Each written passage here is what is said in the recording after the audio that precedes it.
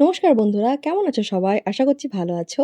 আমার নাম বৃষ্টি আর চলে এসেছি আমি আরেকটি নতুন রেসিপি নিয়ে। আজ আমি বানাবো ছোলার ডাল, যেটা ভাত দিয়ে অথবা রুটি দিয়ে খেতে খুবই ভালো লাগে। So let's get started. ডালটা আমি রাত্রে ভিজিয়ে রেখেছিলাম, এখন আমি ভালো করে ধুয়ে নিয়েছি।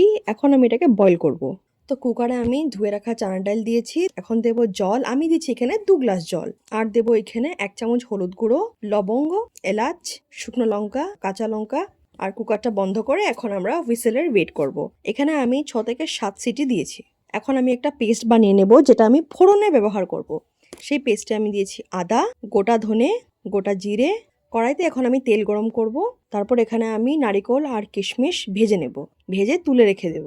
এবার ফোড়নের পালা। ফোড়নে আমি দেব শুকনো লঙ্কা, এলাচ, লং, দারচিনি, কাঁচা লঙ্কা আর তেজপাতা। ভালো করে ভেজে আদা, জিরে আর ধনে পেস্টটা দিয়ে দেবো। আর দেবো 1 চামচ হলুদ গুঁড়ো। পেস্টটা যখন তেল ছেড়ে দেবে তখন আমি বয়েল করে রাখা চানা ডাল দিয়ে দেবো। তারপর এখানে আমি ভেজে রাখা নারিকেল আর কিশমিশ দিয়ে দেবো। ব্যাস, আমাদের চানা ডাল মোটামুটি রেডি। দুটো জিনিস এখনো বাকি আছে, 1 চামচ ঘি আর 1 চামচ গরম মশলা। ব্যাস, এই দুটো দিয়ে দিলে আমাদের চানার ডালের রেসিপি একদম কমপ্লিটেড, খেতে তৈরি। আশা করছি ভিডিওটি ভালো লেগেছে। ভিডিওটি ভালো লাগলে প্লিজ লাইক দ্য ভিডিও। আর আপনারা যদি আমার চ্যানেলে নতুন, তাহলে প্লিজ চ্যানেলটিকে সাবস্ক্রাইব করুন। Thank you.